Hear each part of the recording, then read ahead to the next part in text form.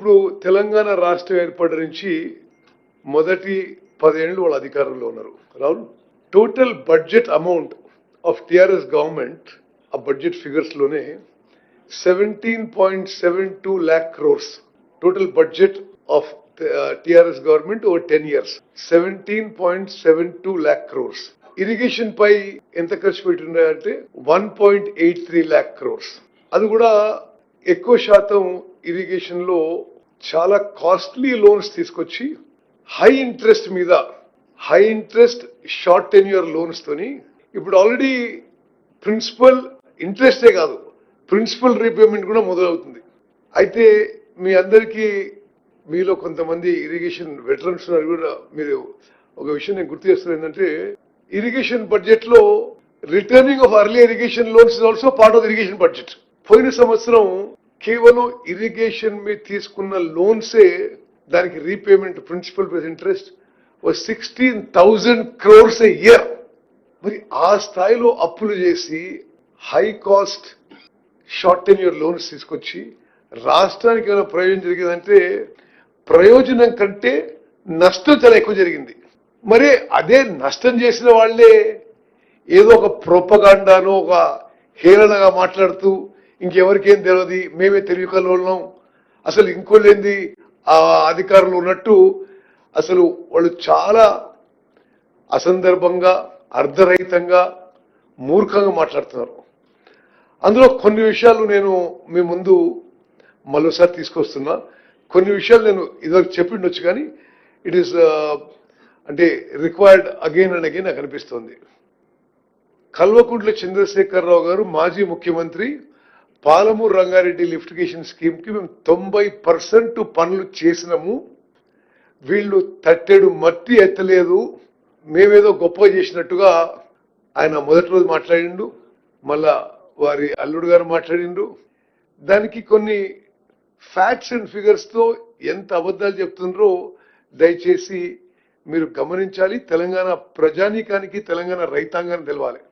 ప్రత్యేకంగా అతను ఉమ్మడి మహబూబ్ నగర్ ఉమ్మడి నల్గొండ జిల్లా గురించి వాటర్ రిసోర్స్ గురించి మాట్లాడింది కాబట్టి వాళ్ళు ఖర్చు పెట్టింది 27,000 కోట్లు పాలమూరు రంగారెడ్డి ప్రాజెక్ట్ మీద.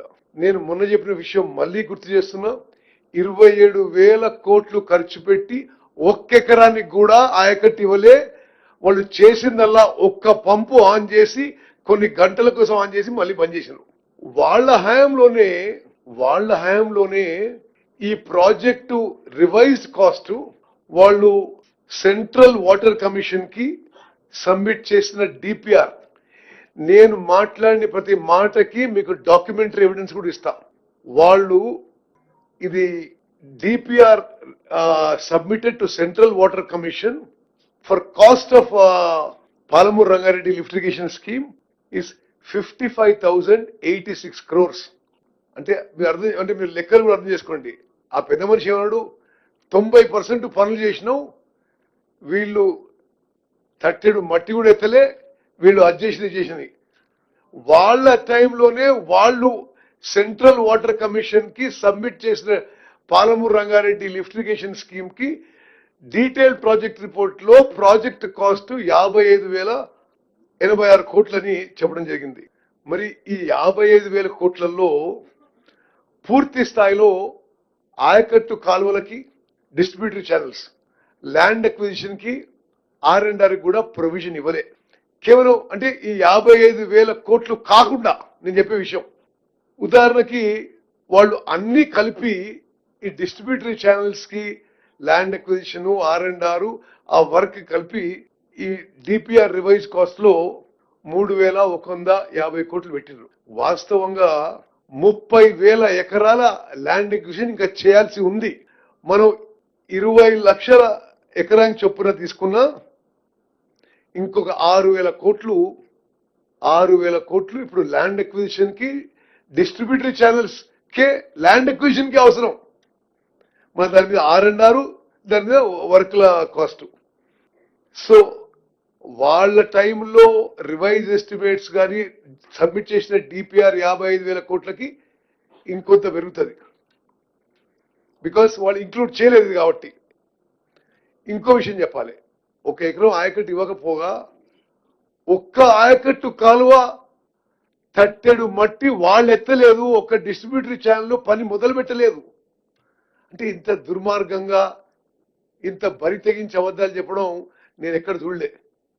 అదే విధంగా అంటే మొత్తం ఎంత ఖర్చు పెట్టిండ్రు ఇప్పుడు ప్రాజెక్టు పూర్తి అయిన నాటికి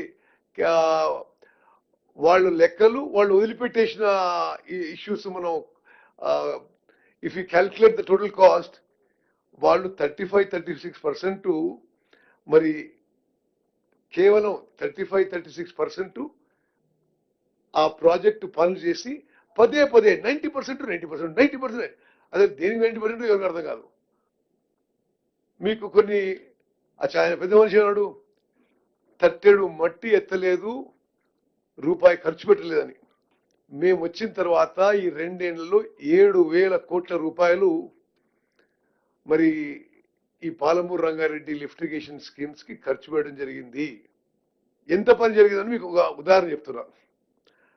67 లక్షల క్యూబిక్ మీటర్ల అర్త్ వర్క్ జరిగింది, 7 లక్షల క్యూబిక్ మీటర్ల కాంక్రీట్ వర్క్ జరిగింది, 9 కిలోమీటర్ల pressure mains length pressure mains లే చేయడం జరిగింది.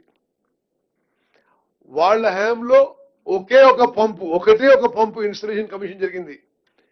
మేము వచ్చిన తర్వాత మరో 11 పంపులు installation and ready for commissioning. ఇంకోటి అన్ని అనుమతులు అయిపోయాయని అరే ఇంత అంటే మరి తెలంగాణ ప్రజా జీవితంలో ప్రముఖ పాత్ర పోషించిన వాళ్ళు ఇట్లా అబద్ధాలు చెప్పడం మీరు గమనించాలి, తెలంగాణ ప్రజానికాన్ని గమనించాలి. అనుమతులు పొందినే అంటున్నాడు ఆయన. హైడ్రాలజీ అనుమతి లేదు అంటే నీటి కేటాయింపు లేదు,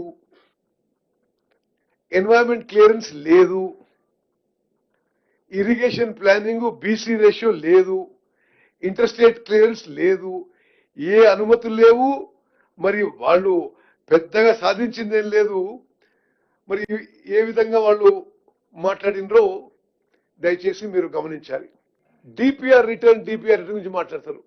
డిపిఆర్ వాళ్ళ హయాంలో రిటర్న్ అయ్యి డిపిఆర్ రిటర్న్ అంటే మరి మీరు ఎవరన్నా గవర్నమెంట్ ఇండియాలో సిడబ్ల్యూలో పనిచేయబడితే ఈ కారణాల వల్ల ఇది పునఃపరిశీలించండి అని చెప్పడం జరిగింది.